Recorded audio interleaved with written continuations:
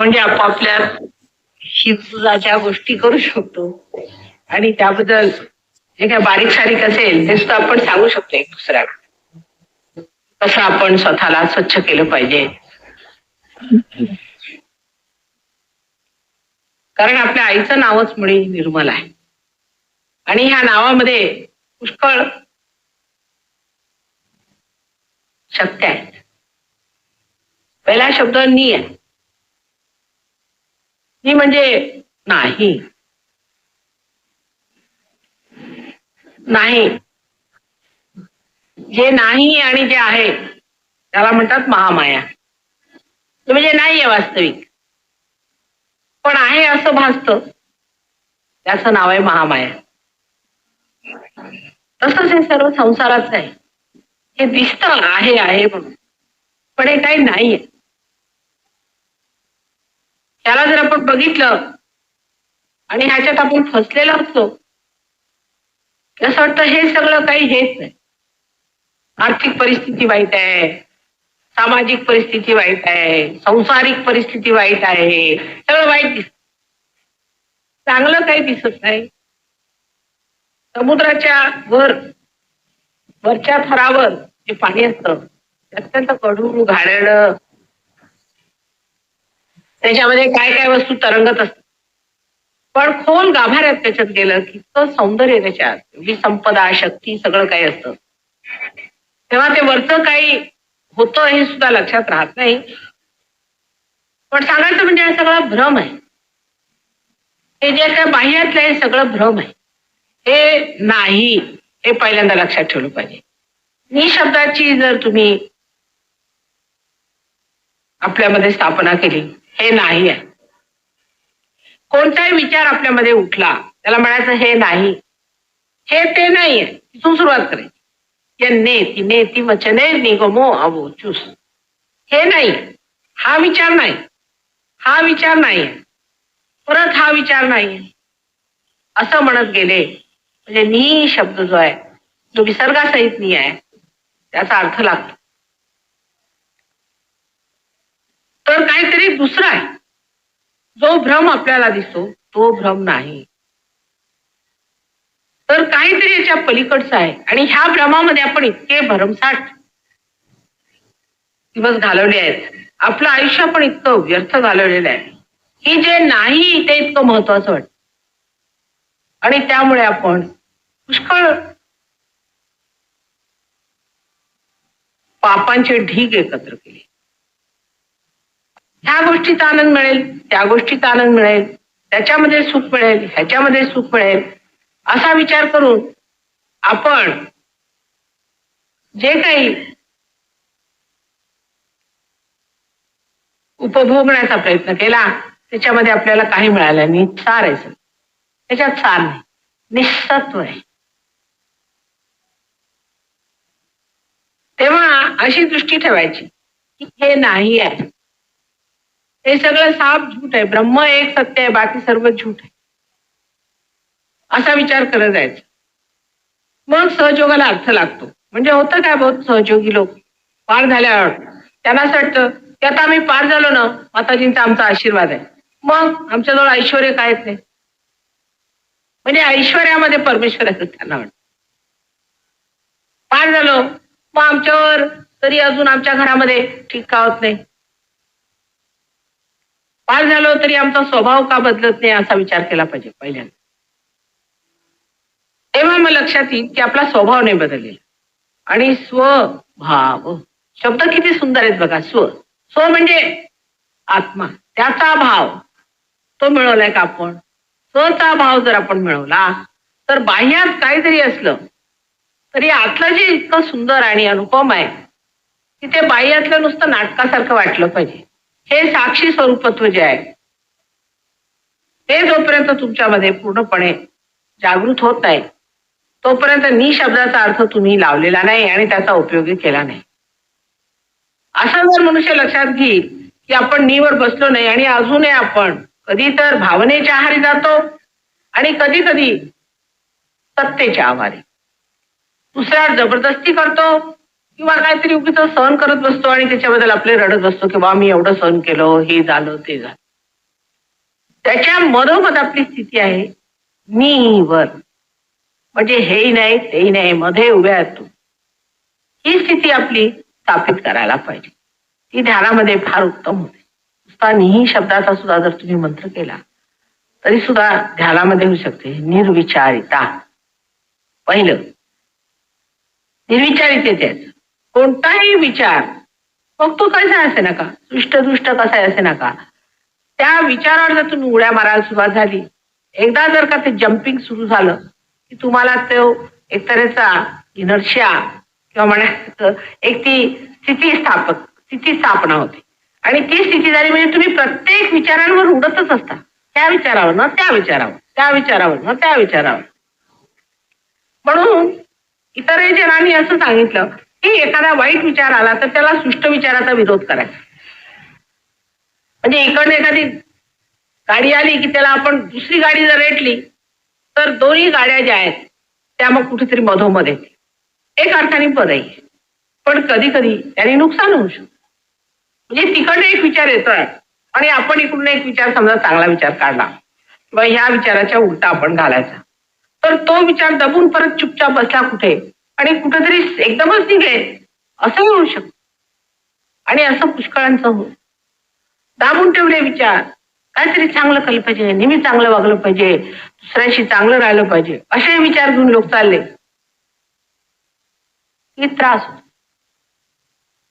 एकदम कधीतरी तो राग निघतो, कधीतरी मग एकदम असा संताप येतो की नाही. लोकांना समजतं अहो इतके शहाणे वागणारे आणि एकदम चिडले कसे.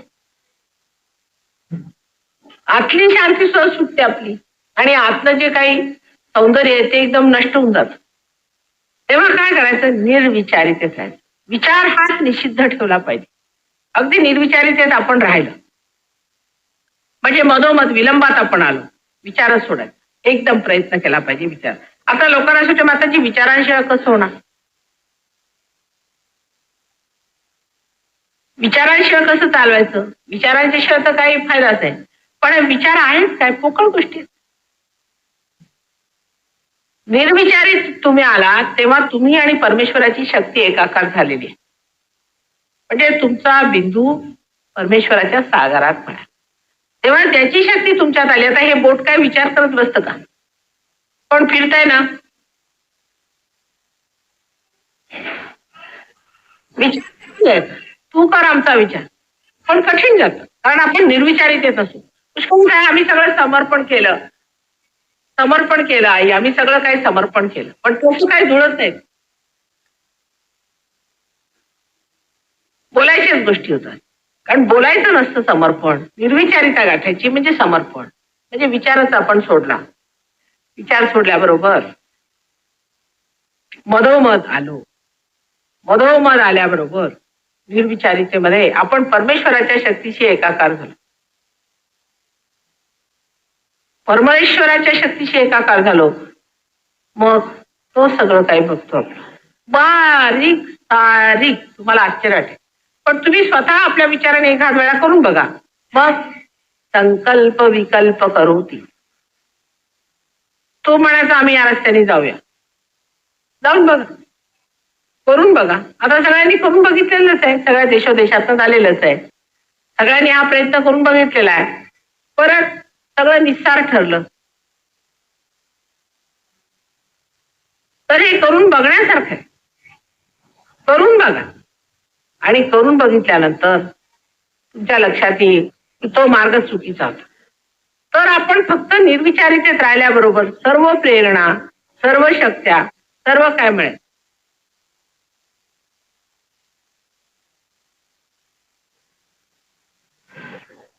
अगदी निर्विचारितेत राहिल्याबरोबर जी कल्पना आपल्यामध्ये येते ती प्रेरणात्मक असते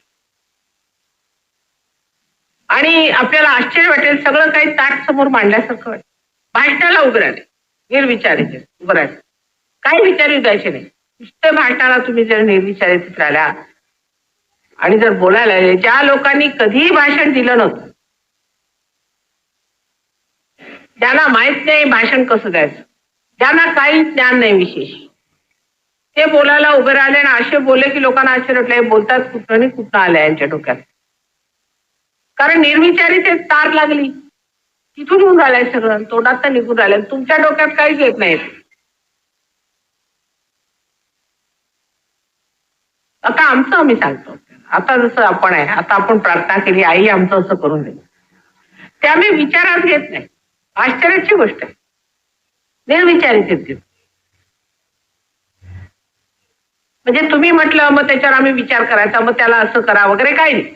निर्विचारित घेतलं की तिथे सगळं मशिनरी तयार आहे, तिच्यात घालायचं, एक कट कट तयार होऊन त्या मशिनरीला काम करू द्यायचं. सायलेंट मशिनरी म्हटली पाहिजे. त्या शांत मशिनरीमध्ये आपले प्रश्न घातले पाहिजे. पण ते बुद्धिजीवी लोकांना फार कठीण, तर प्रत्येक गोष्टी विचार करायची सवय झाली. कोणताही विषय आकलन करताना निर्विचारिता साधता आली पाहिजे. आपोआप समोर गोष्टी येतात. आता तुम्ही संशोधन करता, संशोधन करताना निर्विचारितेच करा, विचार येऊ देऊ नका. हात चालवायचे फक्त, पण निर्विचारिते बरोबर संशोधन जमेल तुम्हाला. आता मी कितीतरी गोष्टी सांगते, मी कधी जन्मात सायन्स वाचलं नाही, तसलं काय मला काय माहिती नाही, सगळं सांगते. सगळं ज्ञान कुठं येतं, त्या निर्विचारितेत नाही. नुसतं बोलते, नुसतं मी बोलून राहिले, बघते येत आहे म्हणून. ते सगळं आधी तयार केलं होतं कॉम्प्युटर, तो बोलतोय आपला सटासट. पण तुम्ही जर निर्विचारितेत आला नाही तर तुमचा कॉम्प्युटर तुम्ही वापरत नाही. तुम्ही काहीतरी वरून आणखी त्या कॉम्प्युटरच्या वर काहीतरी लावलंय डोकं. तर एवढा जुनाच कॉम्प्युटर बनवलेला आहे प्रसिद्ध, त्याची एवढी मेहनत केली आहे, त्याला इतकं व्यवस्थित अगदी अचूक सगळं काम करून ठेवलेलं आहे. त्यामुळे तुमच्या हातून चुका होणारच, कारण त्या कॉम्प्युटरचं तुम्ही ऐकता, तुम्ही आपलंच लावलंय सगळं काही जरा. त्याला काय अर्थ आहे? तर त्याला शब्द प्र आहे, आणि प्रशिक्षण वगैरे आपण प्र शब्द वापरतो. प्र म्हणजे निर्विचारितेत जे काही घडतं ते सगळं प्र आहे. जे काही होतं ते ते इतकं प्रचंड आहे. बघा, प्रचंड, चंड आहेत पण चंडावरती प्रचंड, प्रकाशित, प्रज्ञ, असे प्र ह्या शब्दाला अर्थ असा आहे की एनलाइटन्ड, प्रकाशित आहे. प्रकाश बोलतो का काही? आता समजा ह्या खोलीत आपण प्रकाश केला, तो काही बोलत नाही, काही तुम्हाला विचार देत नाही, पण सगळं दाखवतो स्पष्ट, हे आहे हे आहे. तसंच निर्विचारितेचा प्रकाश आहे तो. हा नी आणि विसर्गासहित ह्यालाच निर्विचार, निर्वाज्य, निरंकारी, निराकार असे अनेक शब्द नीपासून निघतात. मग निर्विकल्पात येत आहेत. आधी निर्विचार व्हायचं, मग निर्विकल्प, मग विकल्प सुद्धा. म्हणजे कळतं की काहीतरी शक्ती आहे आणि ते सगळं कार्य करते, खटाखट कशी करते, बारीक बघा, अगदी बारीक असतं त्याचं. मला अगदी आश्चर्य वाटेल की असं कसं घडलं, पण अवचित असं कसं घडलं कसं. आता टाइमचं पण तसंच आहे, म्हणून आम्ही घड्याळाला कधी बघत नाही. आता काय घड्याळात वाजलेत माझ्या, समजा कधी कधी एकाच्या वेळेला वाजतात रात्रीचे 3 घड्याळ बंद पडलं तर 3 वाजून राहिले. कधीतरी उगाच लोकांना दाखवायला किल्ल्या बिल्या दिल्या. आमचं आपलं घड्याळ निर्विचारित, ते थांबलेलं घड्याळ आहे, परमनंट. ज्या वेळेला जे करायचं ते घडून येतं, घडवून येतं. मग काय वाईट नाही वाटत. आता उशीर झाला तरी नाही झाला तरी काय असं तरी आपण आहोत जिथे आहोत तिथे. आता काल गाडी फेल झाली, तर बसलो आरामात. म्हणजे आम्हाला सगळे बघायचे ते तारे बिरे, कधी बघायला मिळत आहेत तारे त्या लंडनला. बघा म्हणजे आता तारे बघत बसतो. बाकीच्या लोकांना काय झाली, त्याला लागले व्हायब्रेशन वाया घालवता. तर तारे बिरे बघा की तुम्हाला कधी बघायला मिळतात काय जन्मात, बघा की. एक सौंदर्य पाहायचं होतं त्यावेळेला, आकाशाबद्दल प्रचंड पसरलेलं होतं. तेव्हा आकाशाला असं वाटलं की माताजीनी बघावं आमच्याकडे, थोडं कधी कधी आमच्याकडे बघितलं पाहिजे ना. फक्त सहयोगांच्याच कडे लक्ष देतात. माझी इच्छा होती उतरून बघायचं, पण म्हटलं लगेच सहयोगी धावतील, माताजींना त्रास होईल, म्हणून आपलं तिथूनच बघत होतो आम्ही सगळं काही. मजा वाटत. म्हणजे काय आहे की आपण कोणाची बंदिश करायची नाही, फक्त निर्विचारितेत राहिलं म्हणजे परमेश्वर आपल्याला अगदी हातावर सांभाळून सगळीकडे सगळी व्यवस्था तो करतो. त्याला काही सांगावं लागत, त्याला सगळं माहितीये. पण तुम्ही तिथे आलात की नाही, त्या प्रवाहात तुम्ही आलात की नाही, परमेश्वराच्या प्रवाहात तुम्ही आहात की नाही हे पाहिलं पाहिजे. आणि जर तुम्ही त्या प्रवाहात नाही तर मात्र तुम्ही अजून काठावरच अडकलेत. मग तो प्रवाह येतो, ढकलतो, 2-3दा काढतो, परत चालले त्या काठावरच. मग म्हणायचं माताजी आमचं काही जुळतच नाही, काही होतच नाही. पण तुम्ही अडकले ना.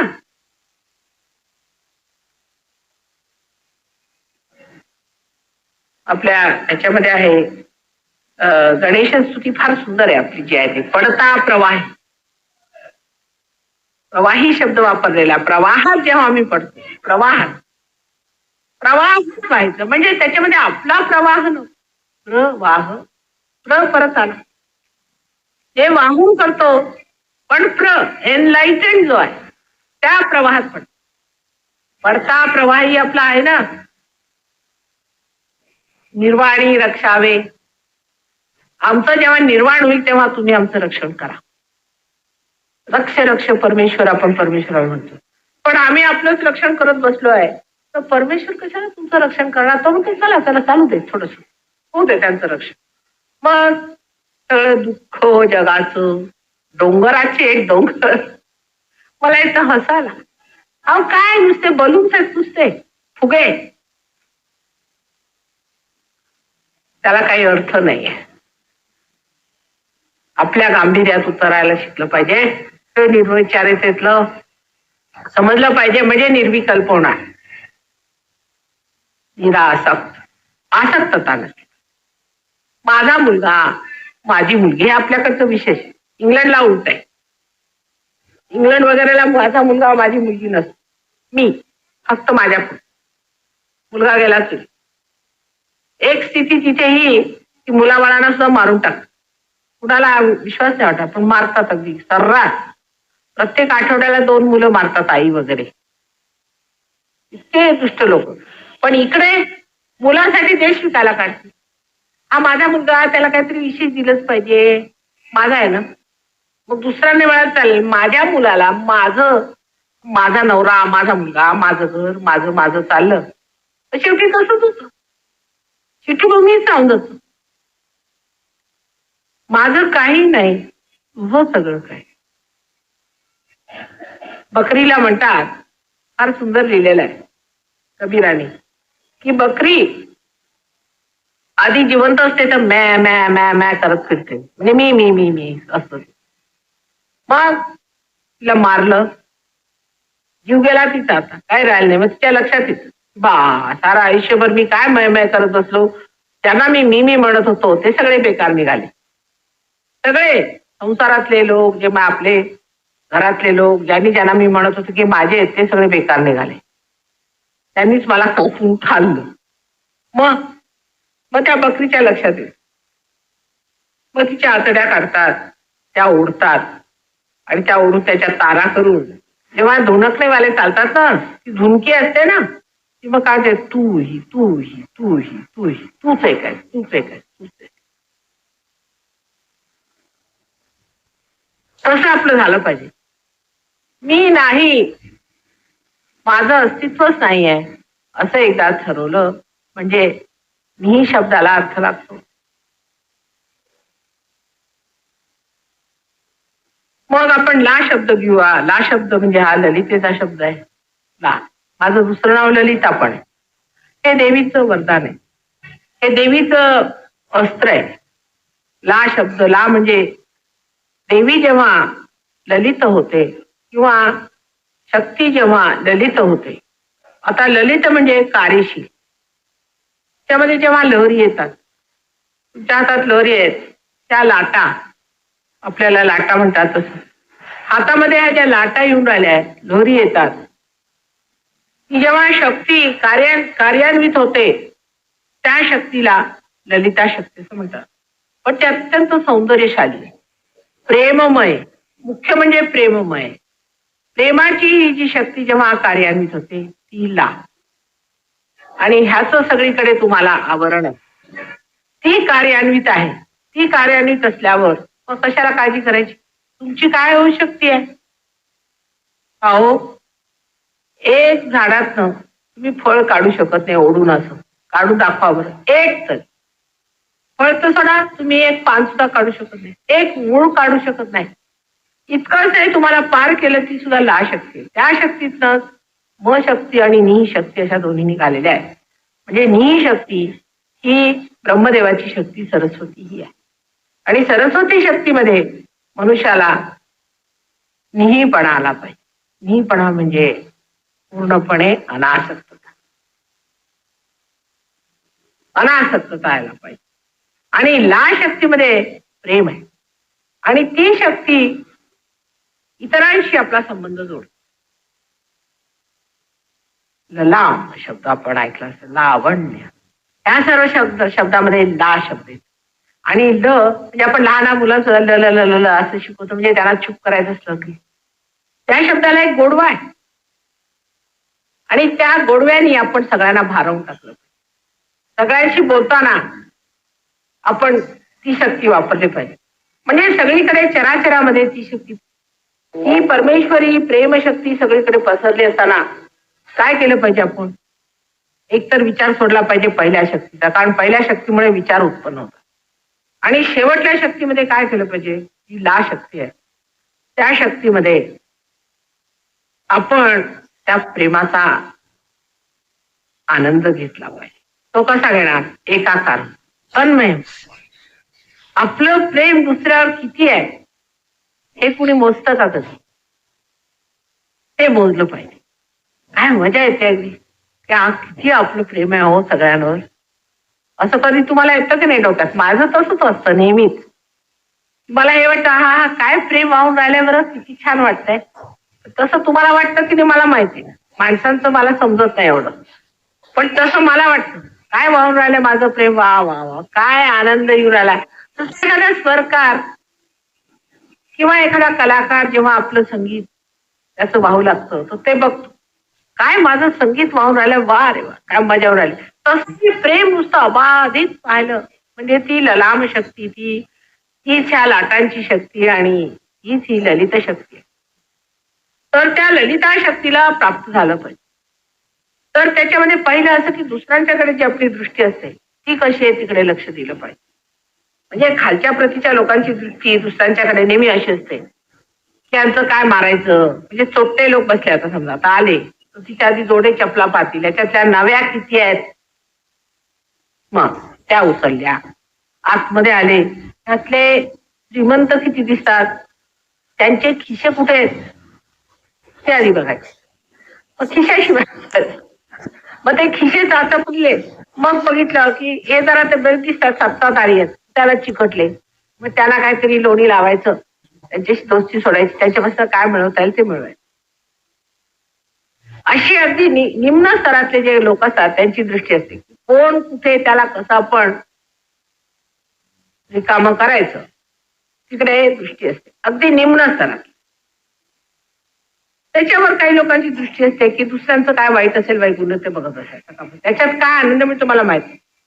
त्या माणसाला हेच नाही आहे, त्याचं नाकच ठीक नाही तर त्याचं तोंडच ठीक नाही, तर त्याच्या घरात असंच होतं, तर त्यांच्या घरामध्ये भांडणच होतात, तर त्यांच्या घरात हेच आहे, तर ह्याच्यात ही खराबी तर त्याच्यात ही खराबी. पण त्याने काय मिळणार आहे आपल्याला? मनुष्य अशाने माणूस करणार होतो. आणि त्यांनी फार माणसाला स्वतःला त्रास होतो, म्हणजे स्वतःला त्रास कसं करून घ्यायचा ते माणसाला जाऊन शिकलं पाहिजे. मला तर ते परत परत शिकावं लागणार आहे, कारण मला ते काही जमत नाही. मला आनंद ह्याच्यातच होतो की सगळ्यांना भेटून की केवढा आनंद होतो. या या असं काय वाकून या, आहे जागा, या या या या, बस बस आहे जागा. तर ही ललाम शक्ती जी आहे, जी वापरायची, त्या शक्तीला आपण असं वापरलं पाहिजे की दुसऱ्यांच्याकडे पाहताना निर्विचारितेत जावं. निर्विचारितेत गेल्याबरोबर त्या माणसाचे निर्विचारित आहे. म्हणून मी म्हणते बंधनं द्या. बंधनं दिली म्हणजे नी शक्ती आणि ला शक्ती नाव जर बंधनं दिली, म्हणजे ला शक्तीला नी मध्ये आणलं तर फार फायदा होतो. पुष्कळांना सांगायला लागतं की डावी साईड उचला आणि उजवीकडे घाल. अतिकर्मी लोकांना मी फार कार्य करत आहे वगैरे वगैरे अशा ज्या लोकांना वाटतं किंवा जे फार एक कार्यरत असतात त्यांना सांगते की डावी उजवीकडे. म्हणजे स्वतःच जे प्रेम आहे ते आपल्या पाचतत्वात भरायचे.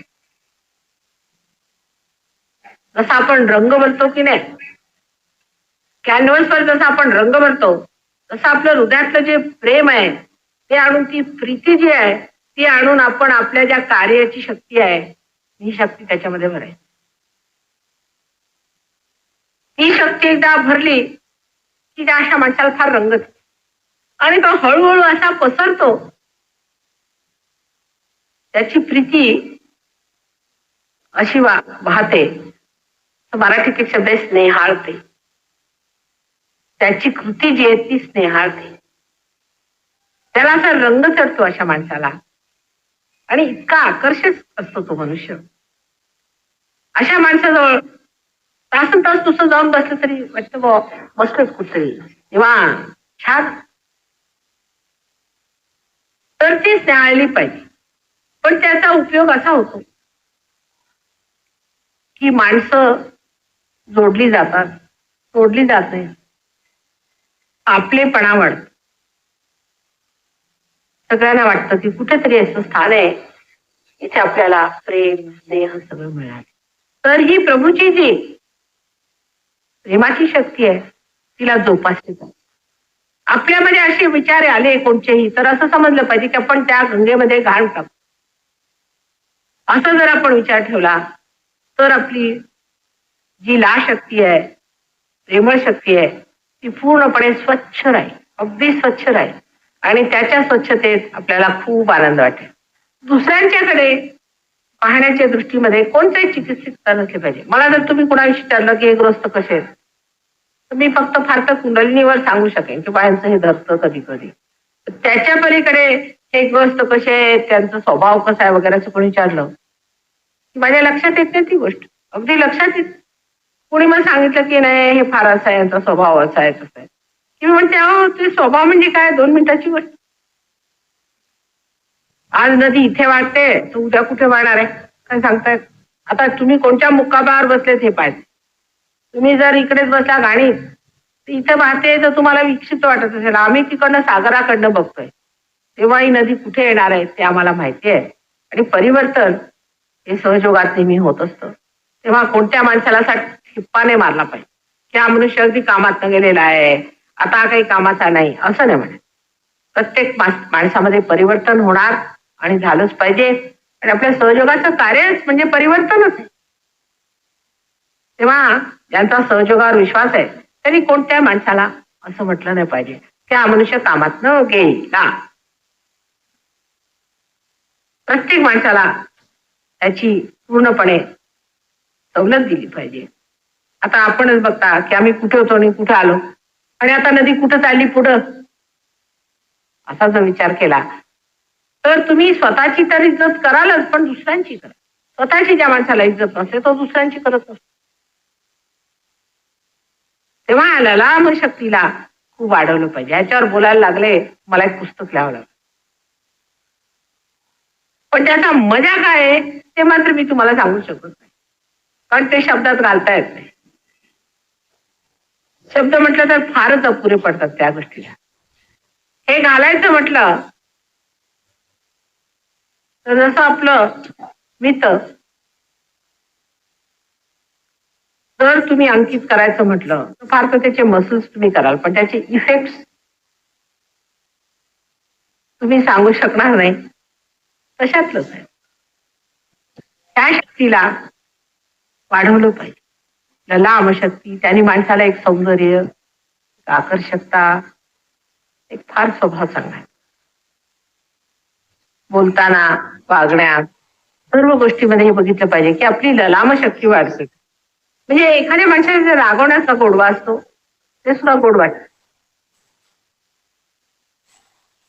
1 मिनिटात रागवणं आणि 1 मिनिटात हसायला अशा फारच गोड आणि मधुमय शक्तीला ललिता शक्ती असते. त्याचा अगदी विपर्यास लोकांनी करून ठेवलेला आहे की लोकांचं असं म्हणे ललिता शक्ती संहारक असते वगैरे, असं मुळीच नाही. हे अत्यंत सुंदर आणि फारच कारिगरीवाली असते, शेवटी कलात्मक इतकी असते. म्हणजे आता सांगायचं असं की समजा एक तुम्ही बी पेरलं, त्यातल्या बी मधले काही अवयव नष्ट होतात, ही ललिता शक्ती. म्हणजे अगदी हळू हो. त्याच्यावर मग झाड आहे, ते झाड आल्यावर त्याच्यामध्ये पानं फुटतात. पानं आता गळतात सुद्धा आपण पाहिलेली आहेत, ते सुद्धा सहज. तेव्हाही झाडाला एक आकार येतो. त्याच्यानंतर मग फुलं आली आणि त्या फुलामधनं जेव्हा फळ येतात तेव्हा फुलातले काही प्रकार गळतात आणि फळं येतात. आणि फळंही कापावी लागतात आणि खावी लागतात आणि खाल्ल्यावर जो आस्वाद येतो तोही ती शक्ती. त्याप्रमाणे या दोन्ही शक्त्या म्हणजे काहीतरी काठ्यात केल्याशिवाय जशा मूर्त्या बनत नाही, तसंच ही काठ्यात सुद्धा त्याच्यातला असं जेव्हा आपल्या लक्षात येईल तेव्हा आपल्या हातून जर काही काटछाट होत असली तर ते काय वाईट असं नाही समजलं पाहिजे, त्यातही गरजच आहे.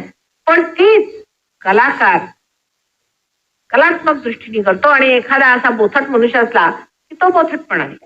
इथे कलात्मकता तुमच्यात आहे त्याच्यावर त्या शक्तीचं अवलंबून असते. आता एखादं चित्र आपण बघावं आणि बघतच राहू, तरी त्याला काय येतात ते सांगता येत नाही, शब्दात येत नाही, बघतो आम्ही. तेव्हा असे चित्र काही काही असतात की ते पाहिलं की निर्विचारिता स्थापित होते. निर्विचारिता स्थापित होऊन मनुष्य नुसता सबंध आनंद होतो, भोगत असतो. आणि ती स्थिती सगळ्यात उत्तम अत्युत्तम आहे. त्याला असं आहे तसं आहे किंवा त्याचे कशी तुलना करायची वगैरे किंवा काहीतरी अलंकार त्याला घालायची आणि काहीतरी अलंकृत भाषेत त्याचं वर्णन करण्यापेक्षा नुसतं त्याचा मनसोक्त आनंद घ्यायचा.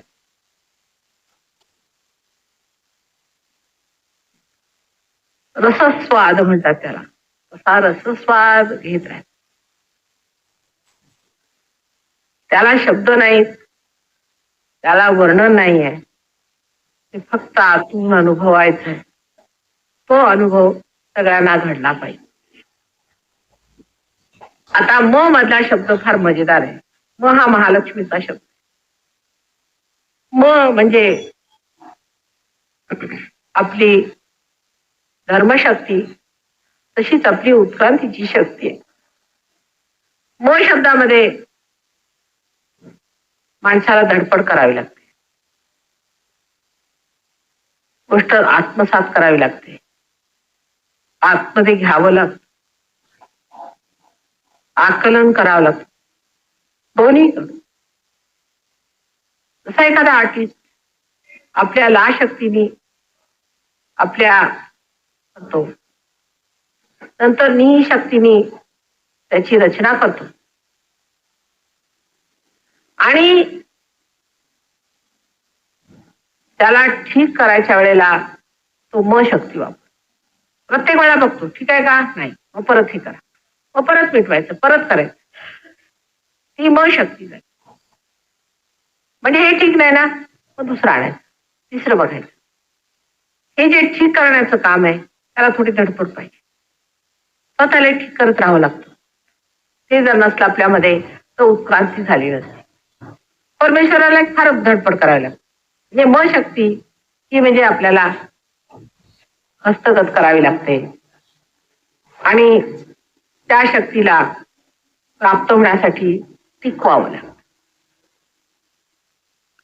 ते टिकवणं जर आलं नाही तर दोन्ही शक्त्या झडून पडतात.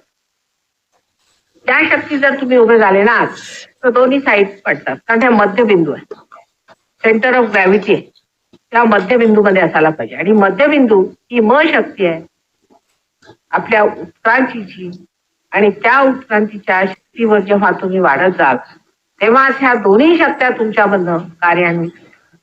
पण म शक्तीचा मात्र पूर्णपणे समज यायला पाहिजे आणि त्याची जोपासना केली पाहिजे. म्हणजे असं की असेल माझा हरी तर देईल खाटल्यावरी, जागृतीपर्यंत ठीक आहे, तो देईल खाटल्यावरी तो बोल, त्याच्या पुढे त्याच्यामध्ये ही म शक्ती जी आहे ती आपल्यामध्ये दोन्हींचं संतुलन घेऊन करावी लागते. रंगांचं जसं आपण संतुलन करतो, रागदारीत आपण जसं स्वरांचं संतुलन करतो, तसंच आपल्याला ह्या दोन्ही शक्तींचं नी आणि ला ह्या दोन शक्तींचं संतुलन मध्ये करावं. आणि ते संतुलन साधण्यासाठी आपल्याला धडपड करायला ते आपल्याचं पुष्कळदा निघून जात. ज्यांनी हे साधलं तो सहयोगी उच्च स्थितीला गेला. फार जास्त इमोशनल सहयोगी सुद्धा काही कामाचा नाही, किंवा फार जास्त कार्यरत सहयोगी सुद्धा काही कामाचा नाही.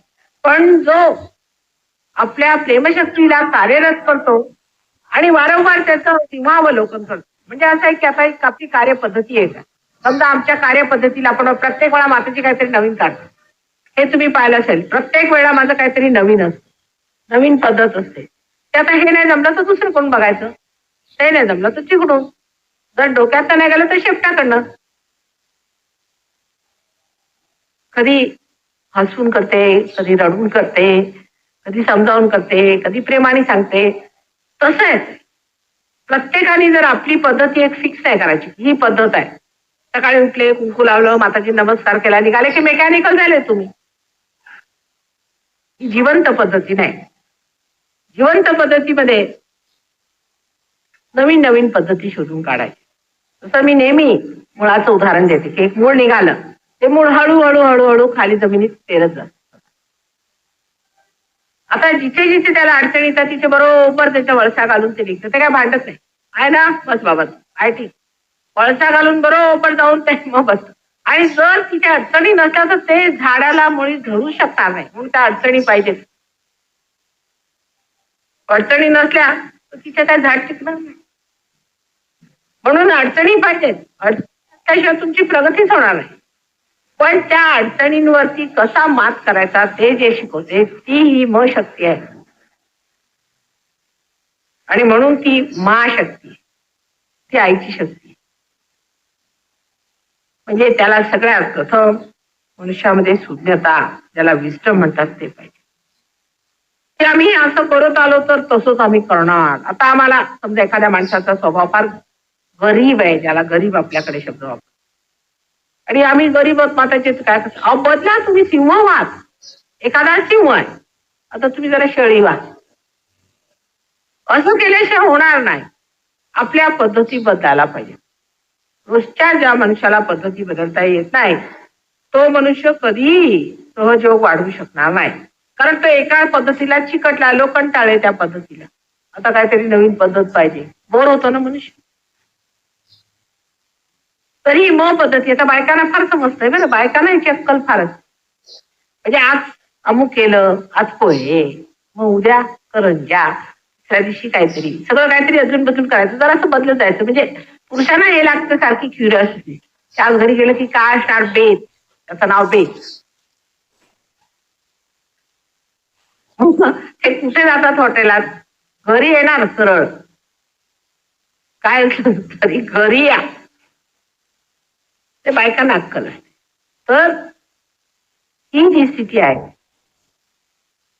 ज्यानी मनुष्य संतुलन साधतो, ज्यानी मनुष्य एकरसता प्राप्त करतो, ह्या शक्तीला जेव्हा तुम्ही उच्च स्थितीला नेता तेव्हा हे जे व्हायब्रेशन्स आहेत ते, हे जे व्हायब्रेशन्स आहेत ते संबंध संतुलनात, संबंध सुज्ञतेतच वाहतात. जर तुमच्या सुज्ञता नसली तर हे व्हायब्रेशन्स वाहणार नाही. ज्या माणसामधनं व्हायब्रेशन्स अत्यंत येतात तो सुज्ञ आहे, त्याची सुज्ञताच वाहते, हे लक्षात ठेवा. आणि व्हायब्रेशन थांबणार. तुम्ही जरी किती दिसले की मोठे सहयोग घेत अमुक अमुक, ते पायावर दिसत पकड, त्या पकडी आल्या म्हणजे समजायचं आपलं संतुलन सुटलेलं आहे. संतुलन सुटलंय म्हणजे काय, आपल्यामध्ये म शक्ती कमी आहे. म्हणून आमचं नाव खरोखर माताजी जे काढलेलं आहे त्यातला मा पहिला शब्द माच, आणि आमच्या मा शक्तीमुळे हे कार्य घडून आलंय. आता जर ल शक्ती असती तर काय जमलं नसतं, नी शक्ती असती तरी काय जळलं नसतं. त्या तिन्ही शक्त्या घेऊन आलो. पण खरंच म्हणजे याच्यावर मात आहे ती महाशक्ती. आणि महाशक्तीचं तुम्ही पाहिलंय की आईचं पहिल्यांदा हे सिद्ध झालं पाहिजे की आमची आई आहे, हे सिद्ध व्हायला पाहिजे. कुणी आले म्हणे मी तुमची आई आहे, तुम्ही मानाल का? नाही मानाल. आईची सिद्धता यायला पाहिजे की आमची आई आहे. आई म्हणजे काय? आमचं स्थान आहे, आमचा अधिकार आहे पूर्ण तिच्यावर, आणि तिचा आमच्यावर पूर्ण अधिकार म्हणूनच आहे कारण ती आमच्यावर एवढं प्रेम करते, ते निर्वाज्य तिचं प्रेम आहे. आणि ते आमची हितचंत काय मंगल कार्य आहे, तिच्यामध्ये काहीही तिच्या हृदयामध्ये आमच्या विरुद्ध नाही. हे आम्हाला म्हणजे स्वला शोभित आहे, तेच तिच्यामध्ये आहे असं जर लक्षात आलं तरच आईवर विश्वास बसणार आहे. किंवा आई जर घातक असली तर कोणाचा विश्वास बसणार आहे? तर ती सिद्धता दुसऱ्यांना पटवून दिली पाहिजे आणि ते सहयोगानं साधलं पाहिजे की इतरांना वाटलं पाहिजे की आहे कुणी तर हा एक सुज्ञ आहे, आणि त्याला संतुलन यायला पाहिजे. आणि ते संतुलन प्रेमाचं आणि कार्यशक्तीचं असं सुंदर साधलं पाहिजे की लोकांना कळलंच नाही पाहिजे, त्याच्या लक्षात सुद्धा आलं नाही पाहिजे, पण त्या माणसाचा परिणाम सगळ्यांवर असला पाहिजे. हे सहयोगाने साधायला पाहिजे. आता या तिन्ही शक्त्या कशा वापरायच्या, त्या कार्यान्वित कशा करायच्या वगैरे तुम्ही विचार करा आणि घरी करा. म्हणजे तिन्ही शक्तीनी सगळं सौंदर्य असायला पाहिजे घरामध्ये, क्रिएटिव्हिटी असायला पाहिजे, नवीन नवीन तऱ्हेने विचार केला पाहिजे, लोकांशी बोलण्याच्या सुद्धा पद्धती नवीन काढल्या पाहिजे, सहयोग पसरवण्याच्या शक्ती वापरल्या पाहिजेत, नवीन नवीन असं केलं पाहिजे तसं केलं पाहिजे. ह्या सर्व शक्त्या जर तुम्ही नीट वापरायच्या तर त्याला निही शक्ती म्हणजे कार्यशक्ती हा जबरदस्त पाहिजे. आणि मग ती जर शक्ती जमली नाही म्हणजे अर्थात नाशक्ती मुख्य, प्रेमशक्ती पाहिजे, पण प्रेमशक्ती कार्यान्वित आणायची ती निही शक्तीनी, पण ती ही जमली नाही तर दुसरं पहिल्यांदा लाल पिवळा रंग वापरून नाही जमला ना, मग पिवळा आणि हिरवा वापरून बघू, नाही जमलं ना मग हे वापरून बघू. हे जे शून्यपणाचं आहे की म्हणजे हट्ट नाही ठेवला, हट्टी स्वभाव असला सहयोग जमलं नाही ना जमलं हे जो आपल्याला काय सहयोगच पसरवायचं ना, लोकांचं भलंच करायचं ना, कल्याणच करायचं नाही, तर हेच आहे. आता मी तुमच्या हट्टाला फार बळी पडते, कारण तुम्हा लोकांचे जर हट्ट नाही निभावले तर तुम्ही लोक आणखीन हट्टाला पडता. म्हणून तू म्हटलं आता की असं नाही बरं बा, कधी कधी मी पण तापसून देते, नाही मला जायचंय मला करायचंय मी करीन, कधी कधीच करते, पण बहुतेक मी तुमच्या हट्टावरून चालते, कारण मला माहितीये माणसाला हट्ट दिला त्यांचं आमच्यासारखं नाहीये. तो हट्ट म्हणजे काय करून टाकेल, असं त्याचं नाक काढून टाकेल, तसं की डोळे काढून टाकेल की काय करेल माहिती. तेव्हा माणसाच्या हट्टाला कधी पेटवलं नाही पाहिजे, हे आम्हाला समजतं, तेही मन शक्ती. पण आपला हट्ट सोडला पाहिजे. माताजींना हट्ट नसतो, जे आहे ते खरं आहे, ते काय करायचं ते विशेष आहे म्हणून करायचं.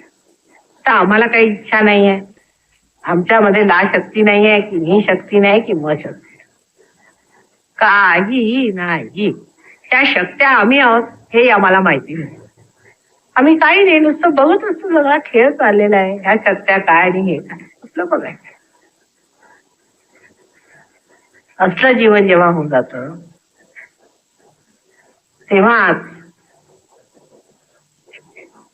मानवामध्ये सिद्ध सहयोगी तयार होतील. अजून सिद्ध नाही झाले, सहयोगी झालेत पण अजून सिद्ध नाही झाले. सिद्धता इकडे तिकडे बघू नका, डिस्टर्ब नाही करायचं.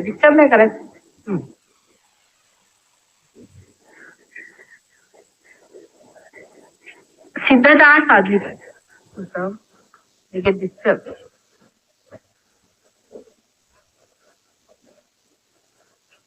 सिद्धता साधली पाहिजे.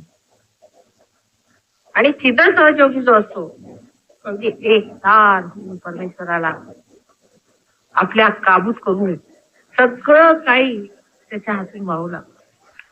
तेव्हा आता बघायचंय, मी वर्षभराला जाते, कुठे कुठे तुम्ही आपली सिद्धता वापरता, कशी कशी वापरता. आणि मी हळूहळू सांगत असते प्रत्येकाला की असं नको तसं नको, त्याच्या वाईट नाही वाटून घ्यायचं. म्हणजे मन शक्तीमध्ये वाईट नाही वाटायचं, मला सांगायलाच पाहिजे ते असं करू नका त्याने त्रास होईल, असं करू नका त्याने त्रास होईल. पण पुष्कळांना वाईट वाटतं. एक गृहस्थ आमच्या मुंबईला होते, तर ते लोकांना पायावर घेत असत, मला काय माहिती नव्हतं. त्यांचे शिष्य आले म्हणजे त्यांनी आपले शिष्य केले ते असं मला माहित होतं. त्यांना म्हटलं तुम्ही पायावर कशाला घेतलं त्यांना फार वाईट पण ह्यांचे व्हायब्रेशन कमी झाले ते त्यांचे म्हटलं पायावर घ्यायचं नाही असा शपथ घ्या म्हणून तुमची सिद्धता कमी होते. अगदी नाही पायावर घ्यायचंच नाही आम्ही असं बाईने सांगितलं. असं म्हटल्याबरोबर गोष्ट होणार. आम्ही सिद्ध झालं पाहिजे ही गोष्ट लक्षात धरली. आम्हाला सगळ्यांनी मानलं पाहिजे की आम्ही सिद्ध आहोत. बघितल्याबरोबर पटलं पाहिजे की हे सिद्ध आहेत. इकडे काळजी घेतली पाहिजे. असं जर झालं तर सगळं उत्तम होईल. एक मी सांगितलंय की सगळ्यांना आपल्याकडे जेवायला बोलवा किंवा हळदी कुंपाला बोला. प्रत्येकाने एक एक करून टाकायचं. सगळ्या नातलगांना एकदा बोलवून जागृती द्यायची. सगळे जेवढे नातलग गावातले त्यांना बोलायचं आमच्याकडे माताजींची फार मोठी पूजा मानली आहे किंवा माताजींची म्हणू नका पूजाच म्हणा. आले म्हणजे मग बसवायचं त्यांना पार करायला. अशा रीतीने जर झालं तर 4 सहयोगी बरोबर बोलवायचे जेवायला. बरोबर आजचं भाषण तुझे जर केलं इंग्लिशमध्ये ट्रान्सलेट करून इंग्लिशच्या लोकांना दिलं तर त्याला फार बरीच द्या.